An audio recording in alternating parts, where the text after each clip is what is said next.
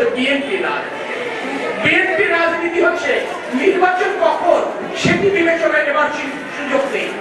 BNP রাজনীতি হচ্ছে নির্বাচনের জায়গায় থাকবে, কিন্তু আপনি আমি বন্ধু হিসেবে, আপনি আমি স্বজন হিসেবে, আপনি আমি প্রতিবেশী হিসেবে, আপনি আমি এই নরেন্দ্রপুর ইউনিয়ন বাসী হিসেবে, আপনি আমি এই রূপদিয়া বাসী হিসেবে, আপনি আমি ভাই ভাই হিসেবে, আপনি আমি একসাথে বড় হব, আপনি আমি একসাথে এই সমাজে বাস করব।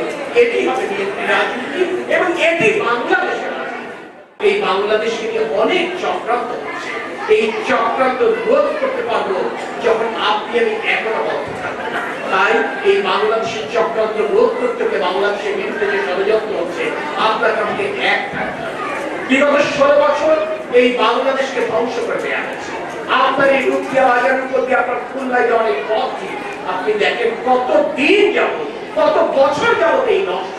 অথচ যে সরকার 16 বছর ধরে থাকলো, একটানা যে সরকার 16 বছর থাকে, সেই সরকার তো সোনা দিয়ে রাস্তা মুড়ে দেওয়ার সুযোগ ছিল, অথচ এই রাস্তা তো ঠিক হয়।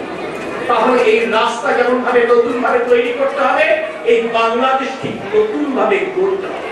আর এই বাংলাদেশ যদি নতুন ভাবে করতে হয়, আপনাকে আমাকে এক হতে হবে, একতাবদ্ধ। আপনারা প্রায়শই সংখ্যার কথা বলেন, আপনারা প্রায়শই নিজেদেরকে দুর্বল ভাবেন।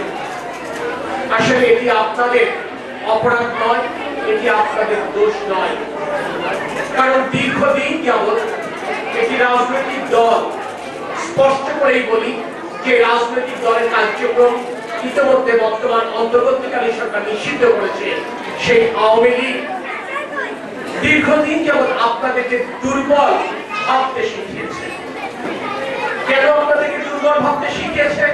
কারণ দুর্বলকে শাসন করা সহজ।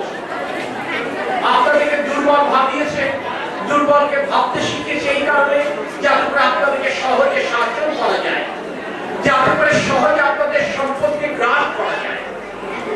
যশোর শহরের গুরুত্বপূর্ণ সম্পদ আমাদের মহান মুক্তিযুদ্ধের আগে যেটি হিন্দু মালিকের ছিল, মহান মুক্তিযুদ্ধের পর, স্বাধীনতার পর রাতারাতি সেই সম্পদ আওয়ামী লীগের নেতাদের আয়ত্তে চলে গিয়েছে।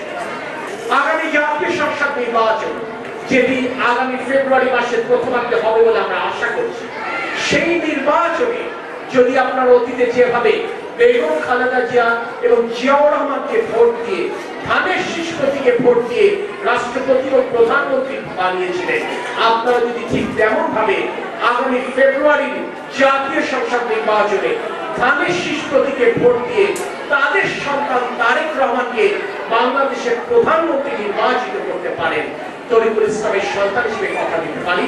ঠিক যেভাবে তরিকুল ইসলাম নরেন্দ্রপুর ইউনিয়নের উন্নয়নে মনোনিবেশ করেছিলেন, আমি নিশ্চয়ই আপনাদের এলাকার আমার পিতা একটা মসজিদের জন্য যখন অনুদান দিয়েছেন, একই সাথে মন্দিরের জন্য অনুদান দিয়েছেন। আমার পিতা একটি কবরস্থানের জন্য যখন অনুদান দিয়েছেন, একই সাথে একটি শ্মশানের জন্য অনুদান দিয়েছেন। এটি বিএনপি রাজনীতি, এটি একটি অসাম্প্রদায়িক রাজনীতি, এটিকে বলে ইনক্লুসিভ পলিটিক্স।